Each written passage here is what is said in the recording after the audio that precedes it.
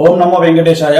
నమస్కారం అండి. ఎన్నికల ఫలితాల గురించి దేశవ్యాప్తంగా మరియు ఆంధ్రప్రదేశ్ రాష్ట్రానికి సంబంధించి నేను ఇచ్చినటువంటి ప్రిడిక్షన్ లో జగన్మోహన్ రెడ్డి గారు గెలుస్తారు అని చెప్పడం జరిగింది. నాకున్నటువంటి విద్వత్తు, నా విద్యను అనుసరించి నేను చెప్పడం జరిగింది. అయన్నొద్దు, పాయింట్కి రా. నేను చెప్పిన దాంట్లో ఆంధ్రప్రదేశ్ లో జగన్మోహన్ రెడ్డి గెలుస్తాడు అని చెప్పి నేను చెప్పినటువంటి ప్రిడిక్షన్ తప్పింది. మొత్తం మీరే చేశారు.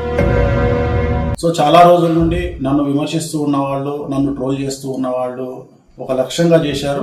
అందులో తప్పే ఉంది, అది ఆర్ట్. ఈ రోజు నేను చెప్పినటువంటి ప్రిడిక్షన్ 100% తప్పయింది. దాంతో ఖచ్చితంగా నేను ఒప్పుకుంటా ఉన్నాను.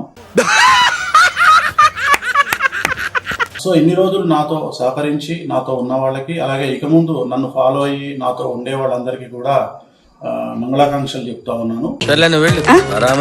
సో నేను చెప్పింది ఖచ్చితంగా జరిగింది, నష్టంగా జరిగింది, అంటే వ్యతిరేకంగా జరిగింది. వైసీపీ ఓడిపోయింది, చంద్రబాబు నాయుడు గారు గెలిచినారు. సో చంద్రబాబు నాయుడు గారికి శుభాకాంక్షలు చెప్తూ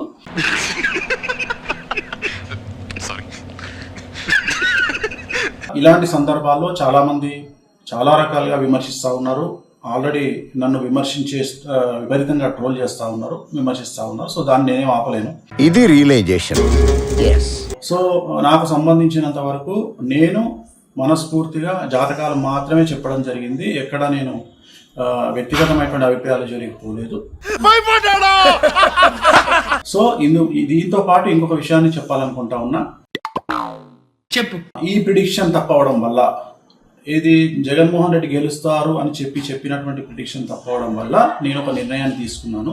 ఆ విషయం ముందే చెప్పాలరా. ఈ రోజు నుండి రాజకీయ పరమైనటువంటి విశ్లేషణలు, ప్రిడిక్షన్స్ కానీ, అలాగే సినిమా పరిశ్రమకు చెందినటువంటి వ్యక్తిగతమైనటువంటి పర్సన్స్ కు సంబంధించిన ప్రిడిక్షన్స్ కానీ ఇక మీదట ఎలాంటి సోషల్ మీడియాలో చెప్పడం మానేస్తా ఉన్నాను.